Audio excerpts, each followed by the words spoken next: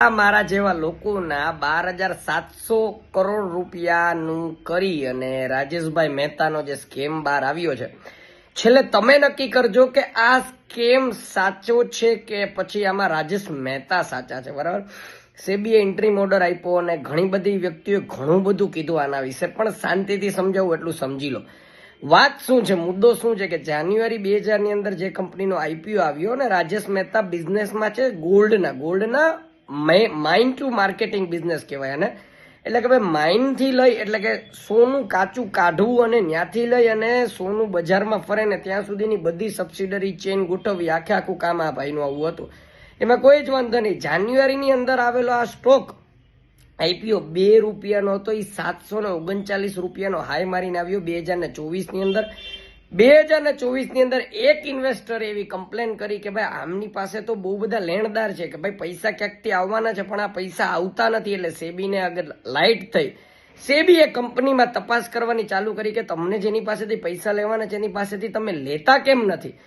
અને મિત્રો તમે સમજી જ શકો છો કે આ તો એક જાતનો ફ્રોડ જ છે. આ લોકોએ કહી જ દીધું છે કે ભાઈ ફ્રોડ જ છે, એટલે ડોક્યુમેન્ટ તો કઈ હોવાના નથી. તો સેબીએ જેટલા ડોક્યુમેન્ટ આપ્યા ને માંગ્યા ને એમાંથી માત્ર 2% ડોક્યુમેન્ટ આ કંપની એને પ્રોવાઈડ કરી ચૂકી અને બાકીના 98%નો કોઈ હિસાબ જ નથી. અને રેવન્યુ કેટલું બતાવેલું છે? 15.5 લાખ કરોડ.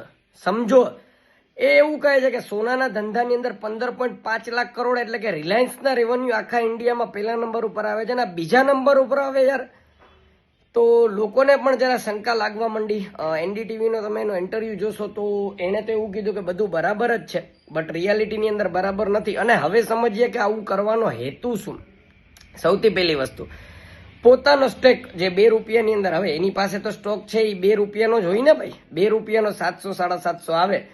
2 વસ્તુ કરી શકે છે, કાં અહીંયાથી એક્ઝિટ કરી જાય અથવા તો ગીરવે મૂકે અને ગીરવે મૂકીને લોન ઉપાડે ને લોન ઉપાડીને પછી મજા કરે.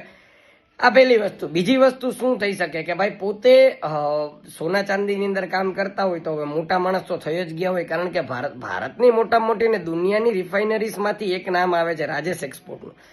તો ઉપર લેવલે પોતે બાપુ સોના ચાંદીની અંદર ડેરિવેટિવ્સમાં પૈસા કમાય અને એવું થયું છે 200 કરોડ 300 કરોડ. પણ મારા ડીપમાં નથી લઈ જવું, મારે એવું લઈ જવું છે કે રાજેશ એક્સપોર્ટમાં તમે જો સલવાણા હોય ને મિત્રો, તો ધ્યાન રાખો કે તમે સેબી રજિસ્ટર્ડ રિસર્ચ એનાલિસ્ટ અથવા તો કોઈ એક એજ્યુકેટેડ વ્યક્તિની ચેનલને ફોલો કરીને સ્ટોકમાં સબસ્ક્રિપ્શન કરવાનું રાખો. મારે આની ઉપર